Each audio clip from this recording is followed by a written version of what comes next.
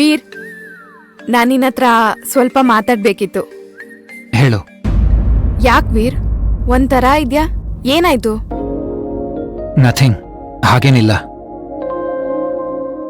ಇಲ್ಲ, ನೀನ್ ಸುಳ್ಳು ಹೇಳ್ತಿದ್ಯಾ? ಇಲ್ಲ ಇಶಾನಿ. ನೀನ್ ಅಪ್ಸೆಟ್ ಆಗಿದ್ಯಾ? ನನಗ್ ಗೊತ್ತಾಗ್ತಾ ಇದೆ ವೀರ್. ನಿನ್ನೆ ರೆಸ್ಟೋರೆಂಟ್ ಅಲ್ಲೂ ನೀನ್ ಒಂಥರ ಇದ್ದೆ. ಊಟ ಮಾಡ್ದೆ, ಅರ್ಜೆಂಟಲ್ಲಿ ನನ್ನ ಕರ್ಕೊಂಡ್ ಬಂದೆ. ಯಾಕೆ ಅಂತ ನಂಗಿನ್ನೂ ಅರ್ಥ ಆಗಿಲ್ಲ. ಆಫೀಸಲ್ಲೂ ಕರೆಕ್ಟಾಗಿ ಮಾತಾಡಿಲ್ಲ. ನೀನು ತುಂಬಾ ಡಿಸ್ಟರ್ಬ್ ಆಗಿದ್ಯಾ Veer? What happen? No Ishani, ಹಾಗೇನಿಲ್ಲ. ವೀರ್, ಫಸ್ಟ್ ಎಲ್ಲ ನಾವೆಷ್ಟು ಕ್ಲೋಸ್ ಆಗಿದ್ವಿ ಅಲ್ವಾ? ನೀನ್ ಅಮೆರಿಕಾಗ್ ಬಂದಾಗ ಔಟಿಂಗ್, ಶಾಪಿಂಗ್ ಅಂತ ನಾವ್ ಮನೇಲೇ ಇರ್ತಾ ಇರ್ಲಿಲ್ಲ.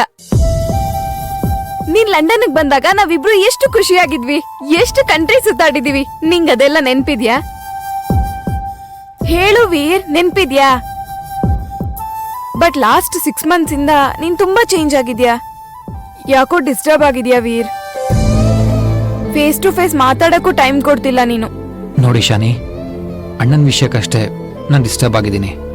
ಇರ್ಬಹುದು ವೀರ್, ಬಟ್ ನಾನು ಇಲ್ಲಿ ಬಂದ್ಮೇಲೂ ನೀನ್ ಹಾಗೆ ಇದ್ಯಾ. ನನ್ ಜೊತೆ ಮಾತಾಡಕ್ಕೂ ಟೈಮ್ ಕೊಡ್ತಿಲ್ಲ. ವೈ?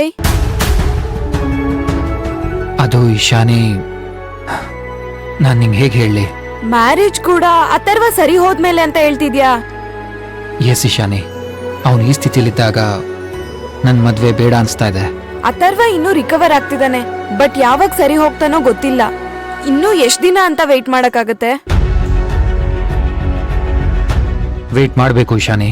ಅವನು ಬೇರೆ ಯಾರೂ ಅಲ್ಲ, ನನ್ನ ಅಣ್ಣ. Okay okay, cool. ಇದ್ರ ಬಗ್ಗೆ ಆಮೇಲೆ ಡಿಸ್ಕಸ್ ಮಾಡೋಣ. ನಂಗೊಂದು ಡೌಟ್ ಇದೆ.